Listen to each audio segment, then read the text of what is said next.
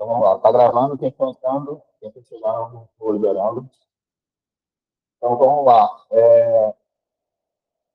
Nessa aula específica, a gente vai conversar sobre lipedema, que é um tema particularmente ouvidão, né? Tá? Essa aula vai no YouTube, como eu havia dito, e eu dividi essa aula em 3 partes, basicamente. Inicialmente, a gente vai falar sobre a visão geral do histórico, de como descobriu o canal. Que vocês devam ter reparado que nem é tem uma tão antigo. Ele começou a se falar sobre livramento de forma bem recente, tá? E por conta de ser uma condição recente, é que a gente ouve e lê muita besteira na internet, besteira dessa que acaba levando o paciente ou a paciente que chega até nós de forma muito confusa. E por conta dessa confusão que a paciente costuma ter,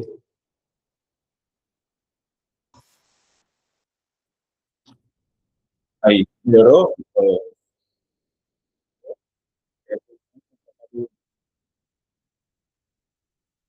Confirma para mim se melhorou. Tá melhor agora? Aí, boa. Valeu. Boa noite, Regina. Então, vamos lá. Então, vou retomar aqui. Inicialmente, sobre o lipedema, que é uma condição relativamente recente, né? A gente costuma-se receber muitas pacientes um tanto quanto confusas, frustradas, não só porque a condição não tem cura, que é um ponto que a gente vai falar sobre, mas por ser recente também, os famosíssimos e queridos picaretas se aproveitam muito da condição para criar uma solução que não existe, né? E, enfim, ganhar em cima disso. Então, hoje, inclusive, eu vou testar um modelo de aula diferente, tá? Por mapa mental, não vou usar slide, que, inclusive, eu acho que talvez vocês podem, na gravação, ir parando, pausando, lendo, anotando.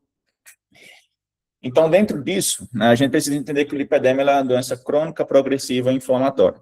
Crônica, porque sendo crônica, ela não tem cura. Progressiva, ela tem estágios, então ela vai do estágio 1 ao estágio 4. E inflamatória, ou seja, ela tem caráter inflamatório, né, e a gente vai entender um pouco disso daqui a pouco. É uma condição que afeta basicamente mulheres. A gente tem pouquíssimos casos de lipedema envolvendo homens, então menos de 5% de casos de lipedema envolvem homens, e quando acontece, está associado a um distúrbio hormonal muito forte. E, como havia dito, né, as primeiras documentações que a gente tem envolvendo o lipedema são de 1940, quando 2 médicos, Alan e Hines, começaram a notar um certo estranhamento em algumas mulheres no que diz respeito à deposição de gordura. Eles notavam que algumas mulheres elas tinham esse acúmulo desproporcional de gordura, especialmente nas regiões inferiores, então nos membros inferiores, perna, região glúteo-femoral, e é uma gordura que é resistente à restrição calórica e à dieta. Então, a mulher que ela tem lipedema, diferente de uma mulher que tem muita celulite, por exemplo, ela vai ter aquela região de membros inferiores que é resistente à perda de gordura convencional que a gente teria com a dieta e treino que a gente já está habituado e conhece. Durante muito tempo, né, a gente, obviamente, não tem como a gente não ter isso, é uma coisa que a gente enfrentou e enfrenta também com os medicamentos para a obesidade, teve todo aquele estigma e preconceito. Então, por muito tempo, o lipedema foi visto como frescura, falta de força de vontade, além de ter mais gente entrando. Frescura, falta de força de vontade e, enfim, né, quando a gente coloca esses rótulos e esses estigmas em algumas condições, a gente negligencia a condição, logo não procura algum tipo de solução ou não se estuda aquela solução, não busca uma solução para aquele problema, ou não se estuda o problema de forma tão profunda a ponto de buscar uma solução, tá? Um outro problema do lipedema é que o fato da inflamação do lipedema ela não implicar em alterações laboratoriais, ou seja, você não consegue diagnosticar o lipedema fazendo o exame.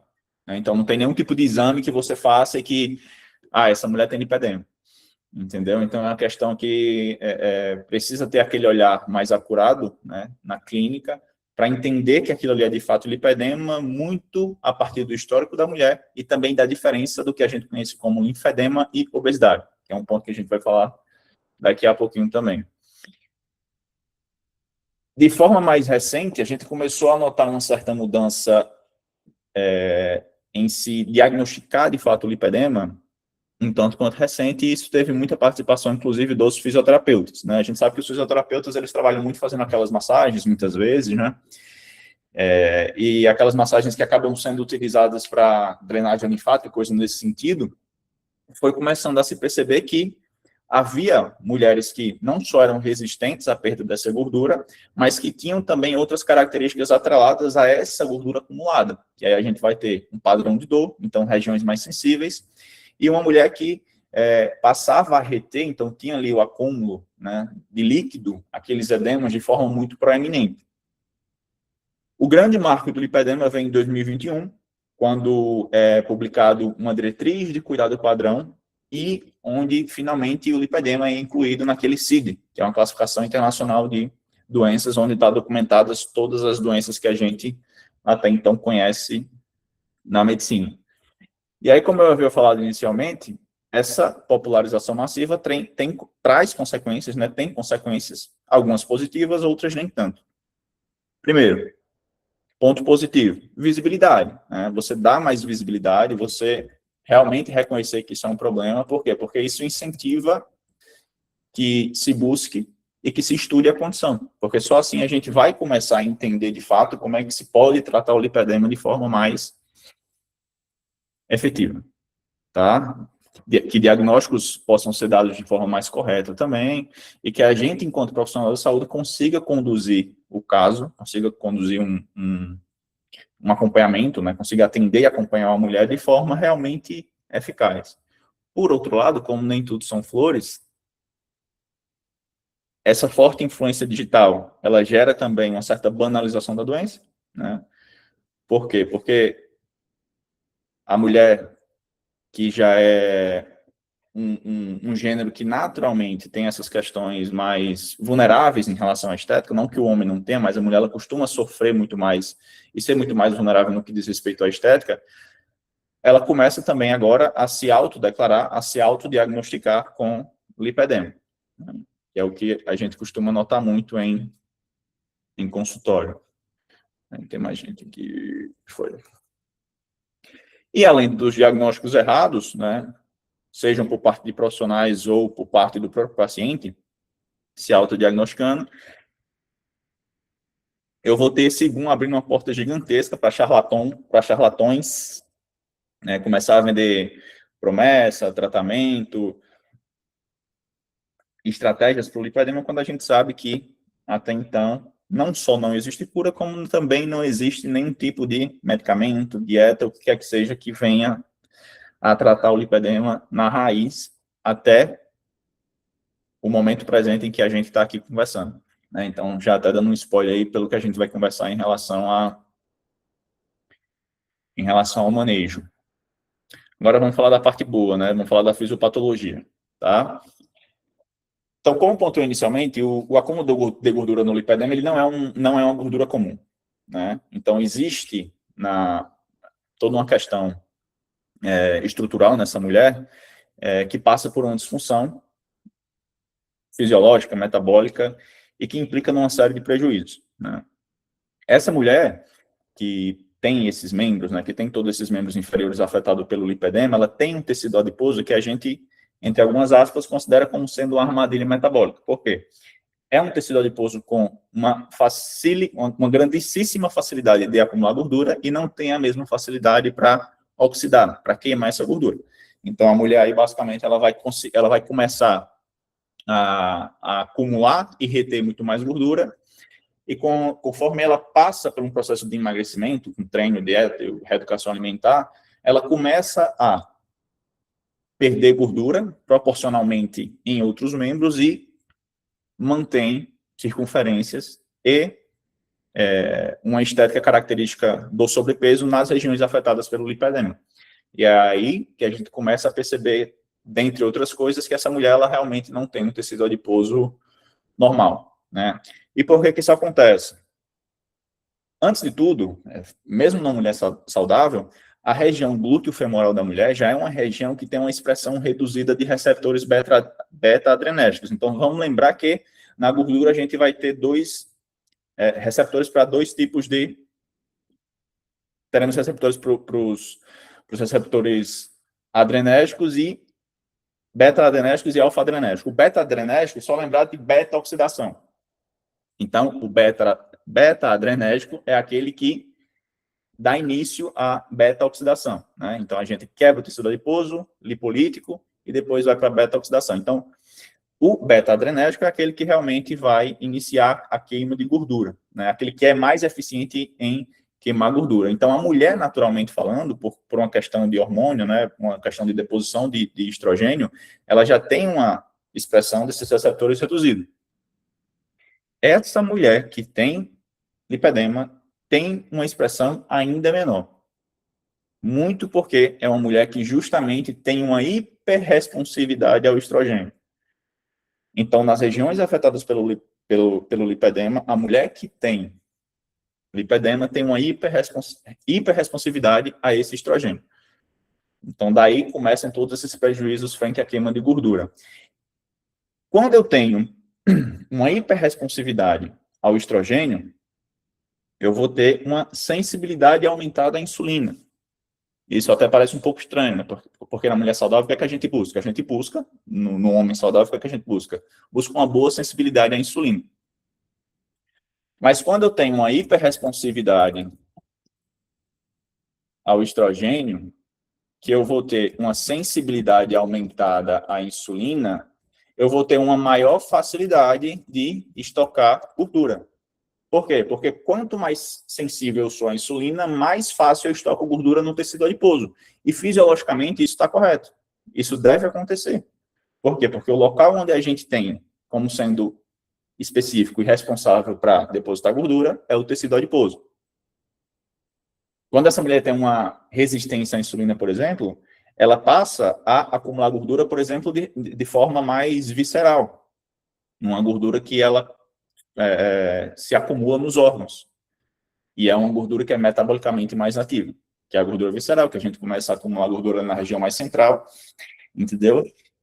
Então, mesmo aquilo que fisiologicamente na mulher saudável a gente busca e que na mulher com lipedema está num grau aumentado, acaba retroalimentando um ciclo que para ela é ainda mais prejudicial. Então, é uma mulher que, de novo, tem uma hiperresponsividade ao estrogênio. Essa hiperresponsividade ao estrogênio aumenta a sensibilidade à insulina nessa mulher. Por conta de uma sensibilidade da insulina aumentada, o tecido adiposo dessa mulher acumula mais gordura. E como é um tecido que tem uma maior facilidade de acumular gordura e não tem a mesma facilidade para oxidar e queimar essa gordura, o que acontece? Essa mulher agora acumula muita gordura, tem dificuldade em queimar, e num processo onde ela entra pensando em emagrecimento, ela perde gordura de forma mais proporcional em membros superiores e mantém aquela gordura nos membros inferiores, dando aquela característica que a gente bem conhece do lipedema. Tá? Dito isso, essa fisiopatologia ela funciona num ciclo progressivo e autossustentado. Então, aqui a gente conversou inicialmente como é que essa mulher acaba acumulando mais gordura nesse tecido adiposo. A partir do momento em que essa mulher começa a hipertrofiar esse adipócito, então vamos lembrar que o adipócito ele não só hipertrofia, mas também hiperplasia. Então, o bíceps, por exemplo, que hipertrofia aumento de tamanho, né? Mas chega uma hora que o tecido adiposo ele cresce tanto que 2 viram 4, 4 viram 8, isso é o quê? Hiperplasia, você multiplicar a quantidade de células.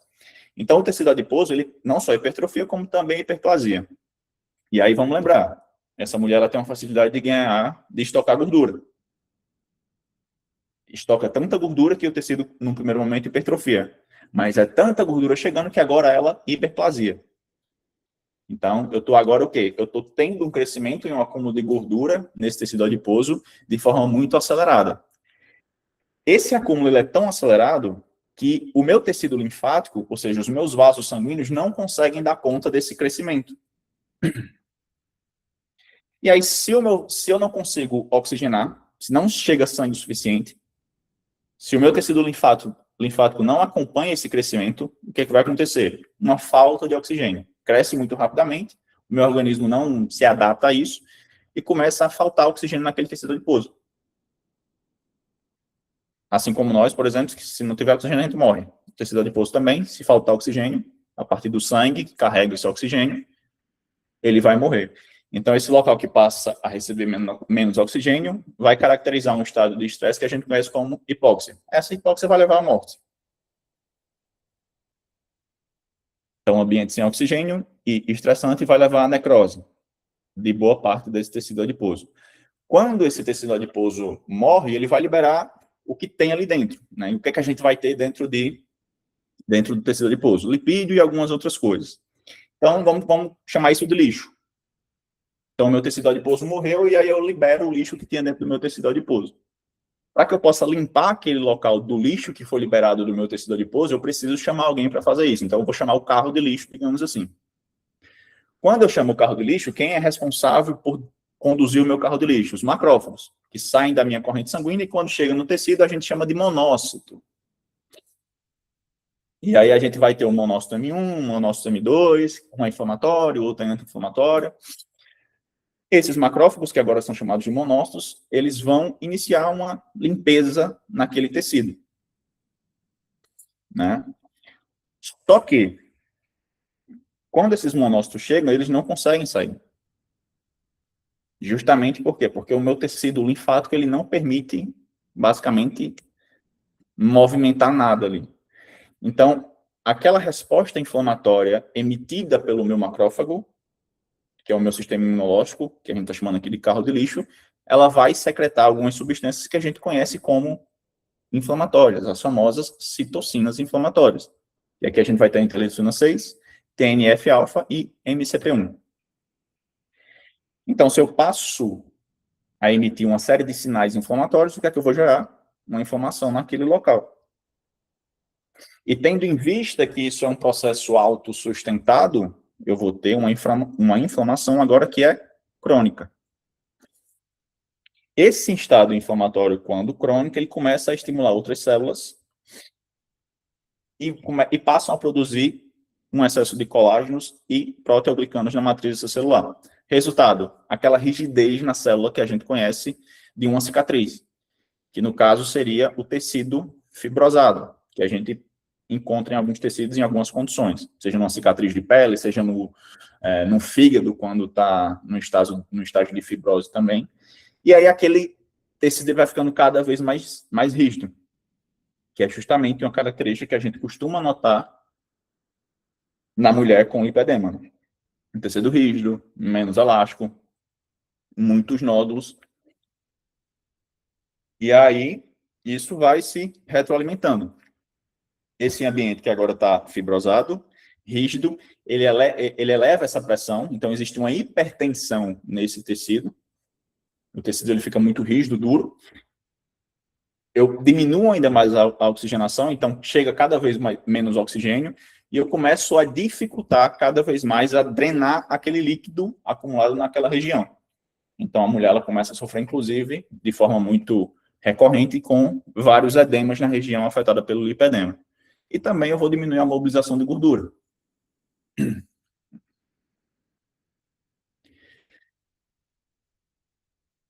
Então, isso aqui basicamente explica o quê? O que a gente conhece como o famoso aspecto casca de laranja na pele da mulher, né, que é completamente diferente de uma celulite comum. Ela é bem mais rígida, muito mais nodular. No lipedema, essas irregularidades elas são causadas pelos repuxos internos da fibrose. Então,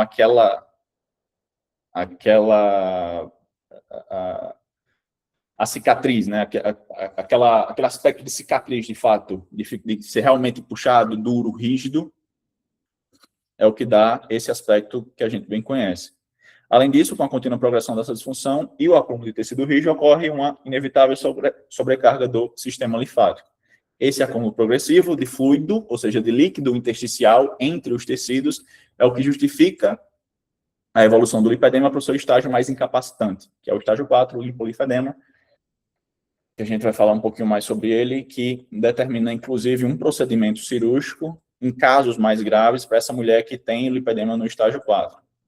E como é que a gente percebe o lipedema na mulher? Então, de que forma que o lipedema se manifesta na mulher que sofre com a condição? É muito importante a gente diferenciar o lipedema de outras duas condições, que é o linfedema e a obesidade, tá? E que vai ter algumas diferenças em relação à sensibilidade, vai ter algumas diferenças em relação à própria deposição de gordura. E a forma inicialmente sugerida da gente diagnosticar esse lipedema é o acúmulo simétrico. Então, a mulher que sofre com lipedema, para ter mais gente chegando. A mulher que sofre com lipedema, ela vai ter uma distribuição de gordura de forma simétrica. Então, da forma como a perna direita deposita gordura, a forma esquerda deposita gordura também, tá? Afeta ambos os lados e é predominante em regiões inferiores. A gente vai ter um acúmulo de gordura aumentado em membros superiores, em estágios que são bem mais avançados, mas em estágios 1 e estágios 1 e 2, geralmente esse acúmulo de gordura ele prevalece em regiões inferiores. Um outro ponto é que essa gordura ela não afeta mãos e pés, então a mulher ela tem um acúmulo de gordura até o calcanhar, por exemplo, até o tornozelo, e o pé ele não acumula gordura. Diferente do linfedema, muitas vezes, que ele vai ter aquele pé mais túrgido, realmente mais cheio ali, que você dá a sensação que ele está inflamado, né?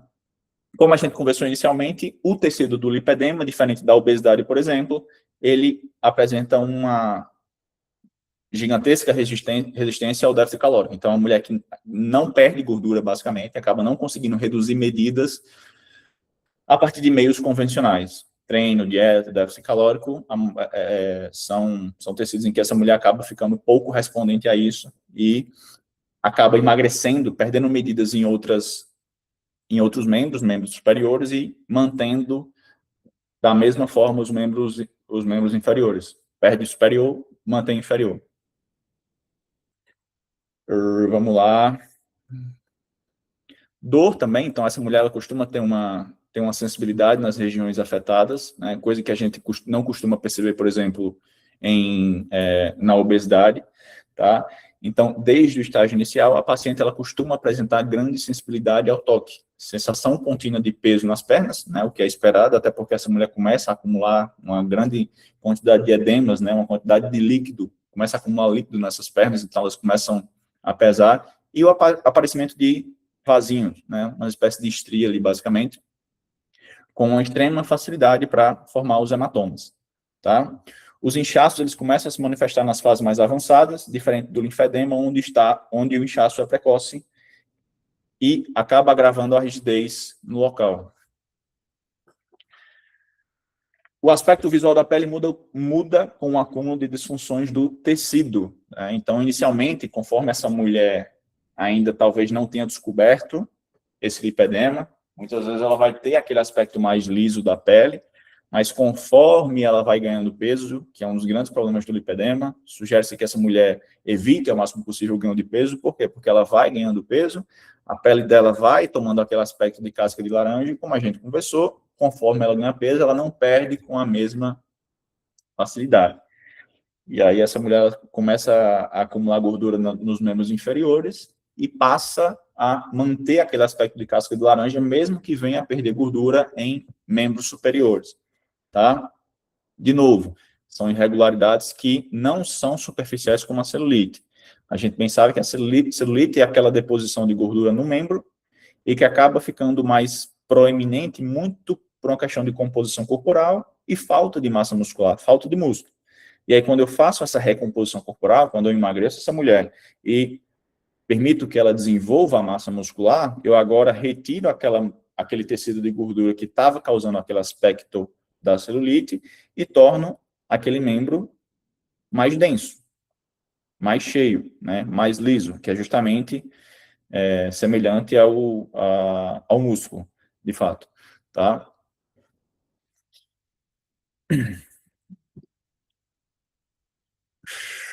E aí algumas outras coisas como fadiga, por quê? Porque a mulher, ela, por ter membros mais pesados também, né, então ela passa a ter muita dificuldade mecânica, a ter alguns problemas mecânicos. Então, conforme essa doença ela vai avançando, né, essa mulher ela passa a sofrer não só com fadiga, mas isso implica também alguns outros problemas mais ortopédicos, digamos assim, nessa mulher. Dentre eles, joelho valgo, que é aquele joelho um pouco mais para dentro, e fascite plantar, que é uma dor na planta dos pés, basicamente, na parte de baixo ali. Essas dores, inclusive, é o que retroalimenta uma falácia que é importante, eu acho, da gente mencionar também, é de que a mulher ela não deve treinar musculação. Porque, como a gente conversou, a mulher que sofre com lipedema, ela sofre com ela tem essas limitações mecânicas e tudo mais, né, sofre com dores, e isso dificulta com que ela, de forma recorrente, pratique alguma modalidade, como, por exemplo, a musculação, que para o controle da condição é muito importante. E aí a gente costuma escutar muitas vezes que a mulher ela não pode treinar musculação, ou que ela é muito limitada e que ela deve ter um treino de baixo impacto. Não que ela deva se submeter a modalidades de alto impacto, como, por exemplo, uma luta, algo nesse sentido, né? Mas, do ponto de vista de fisiologia, a musculação é extremamente importante para a mulher e ela não deve evitar a musculação, tá? Porque, inclusive, essa musculação vai trazer uma angiogênese que é muito mais funcional, entendeu? Então, lembra que essa mulher já tem uma angiogênese deficitária, por quê? Porque ela passa a acumular mais gordura, o sistema linfático não acompanha e ela fica com vasos sanguíneos que não conseguem dar conta daquele crescimento, né, daquele tecido, basicamente, daquele tecido adiposo que está crescendo de forma desordenada. E quando eu trago essa mulher para um treinamento, associo um treinamento de resistência, como, por exemplo, a musculação com um treinamento aeróbico, eu trago essa mulher que tem para um contexto que é mais funcional do ponto de vista de angiogênese, que é a ramificação, o crescimento, o desenvolvimento de novos vasos sanguíneos, tá? Então, essa ideia de que a mulher com lipedema, ela não pode treinar, fazer treino de força, é balela, tá? Ela não só pode como deve, mas, claro, ela precisa ter uma adaptação, por quê? Porque ela tem toda essa limitação mecânica, seja um joelho valgo, seja uma fascite plantar, ou seja, uma própria limitação e sensibilidade por conta do edema, dos inchaços e das dores que ela acaba sentindo, assim, de forma geral, tá?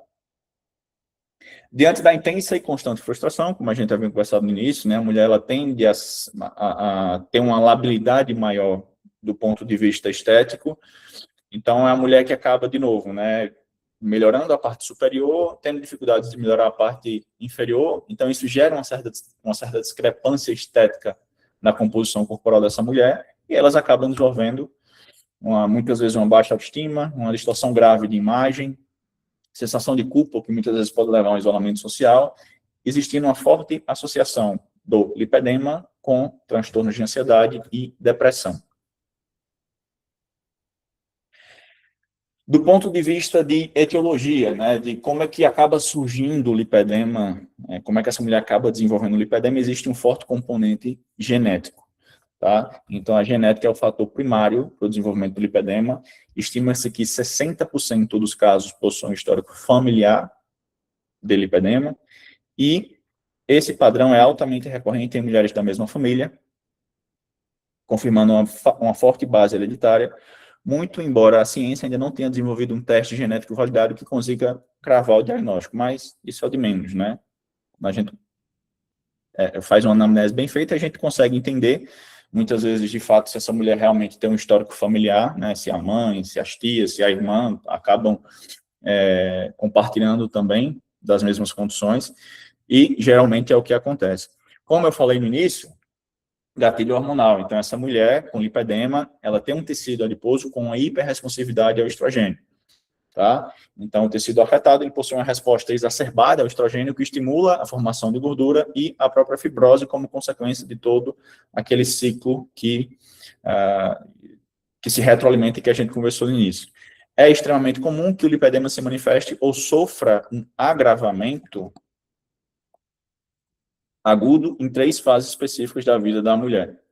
Menarca, então a mulher que menstrua muito cedo, eventualmente, na gestação e na menopausa. Então, todo o distúrbio hormonal causado nessas 3 fases da vida da mulher acaba muitas vezes implicando, né, e se comportando como um agravamento para a condição. Então, como a gente pode perceber, até então, o lipedema é uma doença que tem um forte componente genético, tá? Então, tudo aquilo que envolve mudança hormonal como sendo drástico tem uma capacidade muito forte de influenciar no desenvolvimento ou no agravamento da doença. Para mulheres que já carregam a predisposição genética e a sensibilidade do tecido adiposo, alguns anticoncepcionais podem agravar, acelerar o quadro, tá? Diferente de dizer, como a gente eventualmente escuta, que anticoncepcional vai causar lipedema. Mas algumas pílulas que contêm uma dose maior de etinilestradiol, como acetato de cicloterona, são especialmente apontadas como possíveis responsáveis por precipitar o acúmulo de gordura e a dor nas pernas logo após o início do uso. E aqui, estilo de vida, a gente sabe também que implica muito, né? Porque, eventualmente, se você tem um estilo de vida muito desregrado, é sedentário, uma dieta que é muito hipercalórica, tem um alto consumo de ultraprocessados, ou seja, muito açúcar, muita gordura saturada, uma dieta rica em proteínas e baixa em fibras, ou seja, baixo consumo de frutas e vegetais, você tende a manter um corpo inflamado. Então, essa inflamação ativa genes epigenéticos, então fatores no ambiente que podem influenciar na sua resposta endócrina, genética de forma geral, e que podem retroalimentar esse ciclo de inflamação. De novo, a mulher que tem lipedema, ela não pode nem sonhar em ganhar gordura. Tanto que são mulheres que, de forma alguma, a gente sugere dieta hipercalórica. Tá? Vou já falar um pouco mais especificamente sobre isso. Ter uma microbiota disfuncional é algo para tudo, né? É considerado biologicamente plausível para agravar esse quadro, né? Não que a microbiota seja alvo terapêutico, mas a gente sabe que a microbiota é um grande termostato do nosso organismo, do nosso estado de saúde. Então, a pessoa que eventualmente tem uma microbiota funcionando de forma ruim, isso muitas vezes quer dizer que o padrão alimentar dela e, eventualmente, a epigenética, o estilo de vida também estão ruins. Tá? Então, não só para esse caso, mas para várias outras condições, a gente vai ter a microbiota como sendo um espelho, muitas vezes, daquilo, de como que está o estilo de vida do paciente. De novo, a doença ela não possui marcadores bioquímicos, então você não consegue diagnosticar lipedema por exames, né? E, eventualmente, a gente vai lidar com pacientes que têm os exames perfeitamente normais, tá? Diferença do lipedema para obesidade. Como a gente conversou no começo, o lipedema ele foi por décadas inviabilizado, né, invisibilizado, né, foi levado assim, como falta de força de vontade, e assim como a obesidade muitas vezes ainda é tida, justamente por ser confundido com a obesidade. Mas a grande diferença do lipedema para a obesidade é que a gente vai ter a obesidade como sendo uma distribuição de gordura de forma mais coerente, digamos. Essa mulher, ou no caso da mulher, né, porque o lipedema é quase que particularmente da mulher, a gente vai ter uma distribuição de gordura que ela é mais coerente no corpo inteiro. Então, a mulher ela acumula gordura não só nos membros inferiores, mas também nos membros superiores, na obesidade. E aí a gente vai ter no lipedema essa gordura como sendo distribuída de forma mais específica ali na região dos membros inferiores. A inflamação no lipedema é local, então a gente vai ter particularmente no tecido adiposo afetado pelo lipedema. Já na obesidade é uma inflamação crônica, mas ela já é mais geral, né? E a profunda resistência da gordura das pernas à dieta é o critério diferencial primário. Então, essa mulher, ela emagrece visivelmente nos troncos, nos braços, mas as dobras cutâneas e circunferências de regiões inferiores permanecem inalteradas, basicamente. A diferença do lipedema para o linfedema. O linfedema é uma distribuição mais assimétrica, então a mulher ela tem, digamos que a perna direita completamente gorda, né, sendo bem direto, e a perna esquerda completamente magra, basicamente, além de afetar as extremidades, pés e mãos, diferente do lipedema. Lipedema, você vai ter as duas pernas, por exemplo, sendo afetadas pela distribuição de gordura, e você vai ter os pés e as mãos poupados. Tá? Essa é a grande diferença entre o lipedema e o linfedema. No lipedema, o quadro afeta... perfeito. E o inchaço, o edema, no caso, né, ele está presente desde o início do quadro e não costuma haver dor ao toque. Então, o linfedema, você vai ter o inchaço desde o início e não vai ter dor ao toque. No linfedema, desde o início, você costuma ter uma sensibilidade aumentada nas regiões afetadas. Então, essa mulher, ela costuma ter uma dor associada às regiões com um maior acúmulo de gordura. O famoso aspecto de casca de laranja, né, é também uma das características do lipedema, mas também pode ser um dos fatores responsáveis por confundir com celulite, né? A gente vai ter também essa região afetada pela celulite como sendo muito semelhante ao lipedema, mas, de novo, como é que a gente diferencia? A celulite, ela responde ao déficit calórico. Então, aquela mulher que treina, faz dieta, você começa a perceber uma diferença na região afetada pela celulite, que, com a mudança no estilo de vida, com a perda de peso, essa mulher ela vem melhorando a questão estética da região afetada, então você vem notando ali uma melhor densidade muscular, como também redução de medidas. No lipedema, não. O lipedema, por ser um tecido adiposo, por ser um tecido que é resistente ao treino e à dieta, ela vai perder gordura no corpo de forma geral e vai ter as pernas e as regiões inferiores completamente preservadas, basicamente.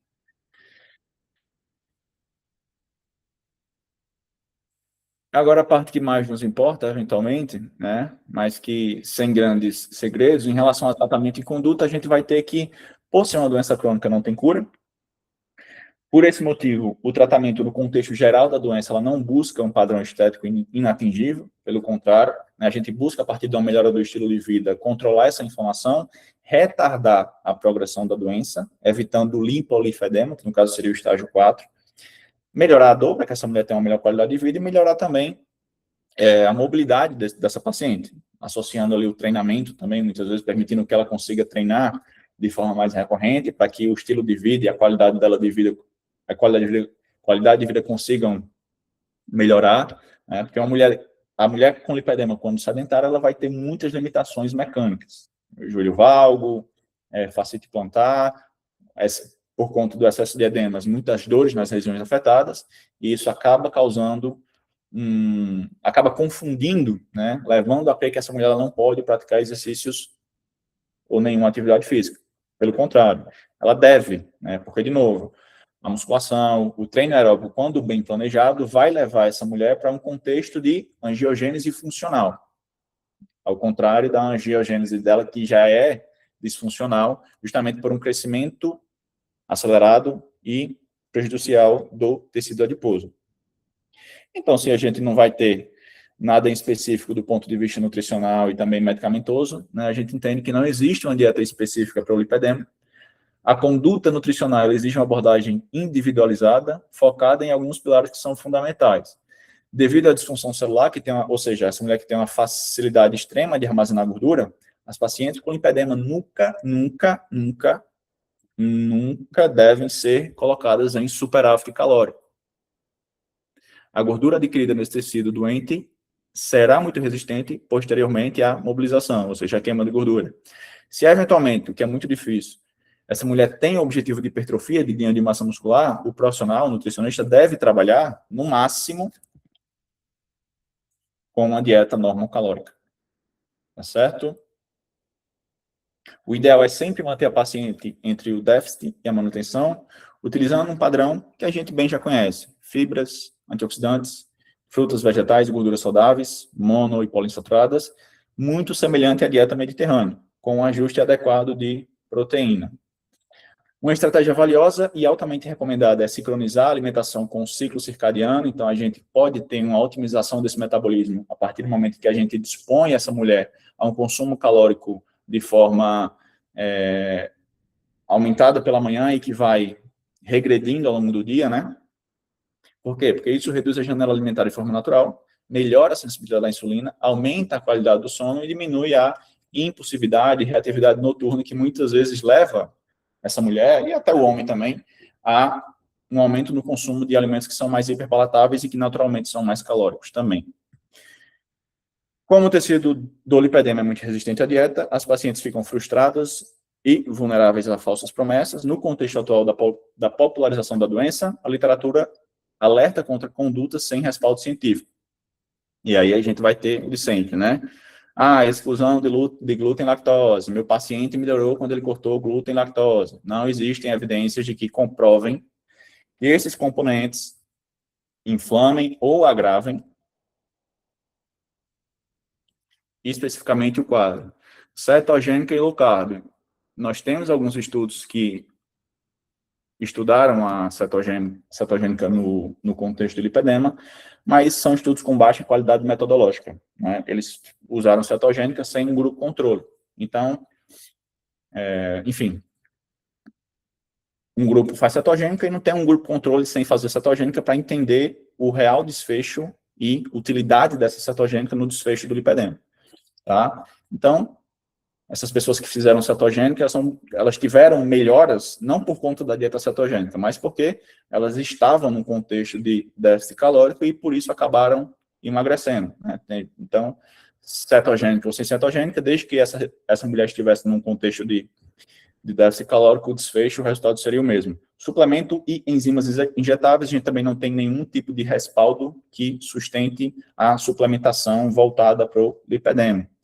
Seja ômega 3 ou seja qualquer tipo de substância de cunho ou caráter mais anti-inflamatório que a gente vai ter aí, cúrcuma, resveratrol, enfim, o que quer que seja, tá? Nada disso de forma, não só para o lipedema, né, mas no contexto geral de saúde, a gente sabe que suplementar isso de forma muito pontual não vai ter grandes efeitos.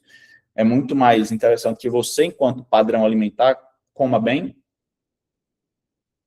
sugira ao seu paciente ter um consumo regular e constante de frutas e vegetais do que ficar suplementando isso de forma pontual. Até porque o alimento ele vai ter a matriz alimentar, diferente do suplemento, que é só aquele composto isolado, né? Então, quando eu tenho aquele composto dentro da matriz alimentar, eu tenho também uma biodisponibilidade que é aumentada. Logo, eu aproveito mais daquilo que eu estou me utilizando. E o uso de enzimas lipolíticas injetáveis também carece de respaldo e ignora o problema estrutural primário, que é a fibrose do tecido, não a falta de lipólise. Tem alguém chegando na hora que acabou. Vamos lá. Pode entrar. E aí, como a gente havia conversado, o exercício físico e as terapias físicas, ou seja, o exercício ele é importante por quê? Porque a gente gera nessa mulher que tem uma angiogênese disfuncional, eu acabo melhorando a resposta dela a esse contexto todo. Então, aqui, o treinamento estruturado, o exercício, ele promove uma angiogênese funcional, que melhora a entrega de nutrientes e a sinalização para a queima de gordura. E aqui a gente vai ter a própria musculação, o cardio leve a moderado, e também exercícios de quando feitos de forma mais aquática. Por quê? Eu até trouxe aqui, eu acho. Devido ao seu efeito drenante sobre as pernas. Então, além de ser um exercício de baixo impacto, acaba tendo um benefício em relação à característica da doença de forma geral. Em estágios avançados, onde a dor, o exercício de alto impacto, eles devem ser adaptados ou evitados. Terapia compressiva, que no caso seriam as meias de compressão, são recomendadas a partir do estágio 2 e é um tratamento complementar, por questão de alívio de desconforto de forma geral. E aí, né, com fisioterapeuta, esteticista, a mulher, ela muitas vezes acaba se submetendo à drenagem linfática para que consiga drenar um pouco e retirar um pouco do acúmulo daquele líquido que acaba se acumulando. São terapias que acabam atuando de forma mais coadjuvantes. E suporte médico e cirúrgico. Medicamento não existe, tá? Não existe nenhum tipo de medicamento voltado para o lipedema. Como suporte, a gente pode ter alguns medicamentos trabalhando mais em relação à dor, então alguns analgésicos, neuropáticos, pensando em aliviar a dor mais local, e a lipoaspiração tumescente, que é uma lipoaspiração diferente da lipoaspiração cosmética, né? É um tipo de lipoaspiração bem mais complexo, é indicado para casos de estágios bem avançados e requer, inclusive, uma equipe que é especializada, tá? Não é qualquer médico, enfim. É um tipo de procedimento que é voltado e sugerido para a mulher que vai ter aquele lipedema nível 4, realmente, que aí é uma questão bem punk, né? E que, enfim, é quase que um caminho sem volta, tá? E não são todos os procedimentos cirúrgicos que costumam dar certo também. E é isso, turma. Estamos encerrados. Se alguém quiser abrir para dúvidas, fiquem à vontade.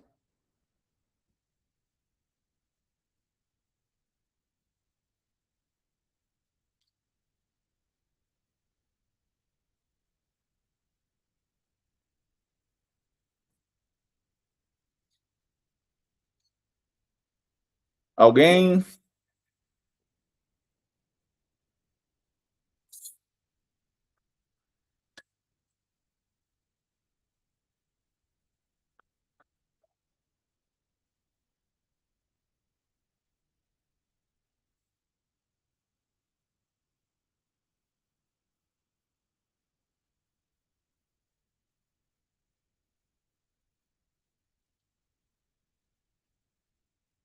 Bia ligou a câmera, quer falar, Bia?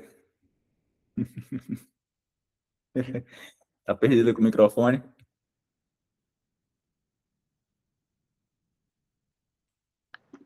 Aí, é que abriu uma outra aula aqui do nada da consultoria.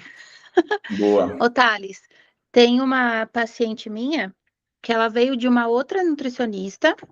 Ela Certo. falou que a nutricionista diagnosticou ela com lipedema, porém nos braços. Então, quando você falou de ser mais avançado, né, na questão dos braços, e realmente, como ela já é uma conhecida minha, né, amiga de amigos, ela sempre teve essa questão do sobrepeso, e ela é novinha, eu acho que ela tem uns 22, 23 anos, e realmente, os braços dela, ela já perdeu bastante peso, mas os braços continuam praticamente a mesma coisa, e ela Entendi. falou que ela sente muitas dores, entendeu?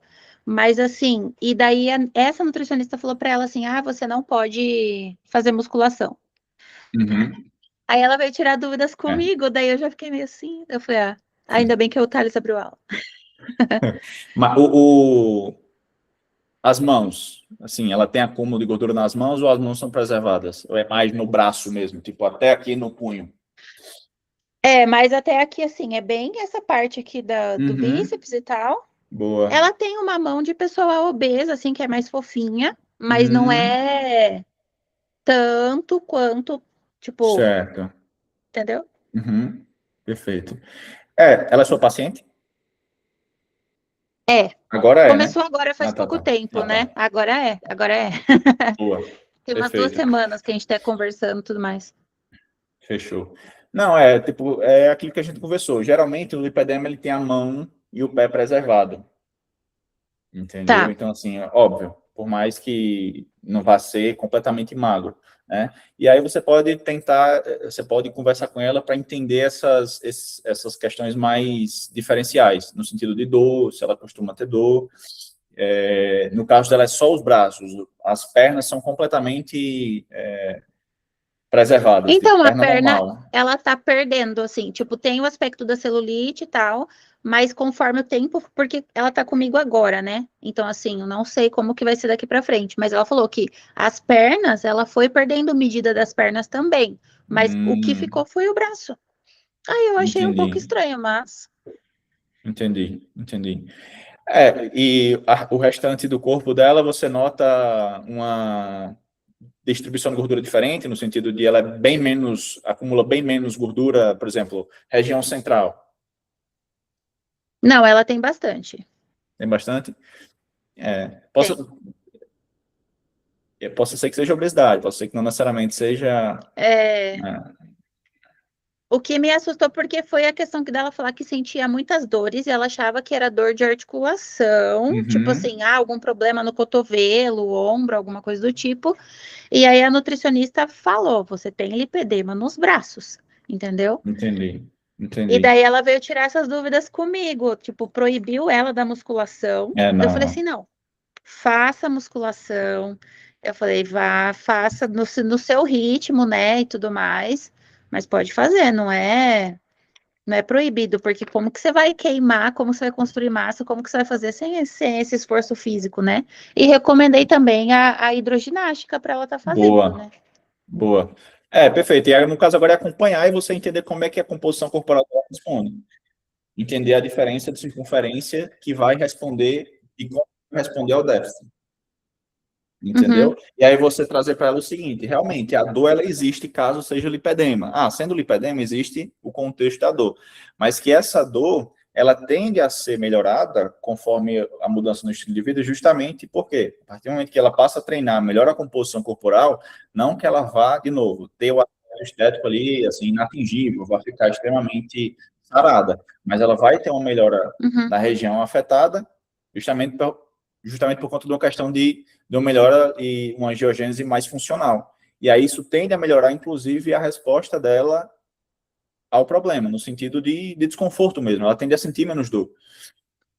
uhum. Entendeu? E aí vai de você agora de acompanhar e entender como é que a composição dela corporal está respondendo, porque aí você vai entender se realmente é lipedema ou se é uma obesidade. Porque imagina, ela já não, Sim, ela talvez já não tenha um estilo de vida de ser muito ativa, até porque ela tem talvez aí o sobrepeso. não. E ainda foi sugerido a ela que não treinasse. Então a probabilidade dessa mulher treinar fofo é bem alta, assim, entendeu? Uhum. E ela melhorando isso, Na verdade, ela tem o perfil que não gosta de academia, entendeu? e perfeito. Ela não gosta. Então, assim, por isso que eu acabei sugerindo também a hidroginástica a princípio, porque às vezes talvez ela nem Boa. goste por uma questão de não se sentir bem no ambiente por Também, conta da também, forma que ela tá, né? também. Tá, mas eu Total, vou bem. ficar de olho nisso, então. É um Boa, desafio. perfeito. Gostamos de Sim. desafios. Ah, boa. Algo mais? Não, só isso, só. Valeu. Obrigada. Obrigado, viu? Mais alguém ou não?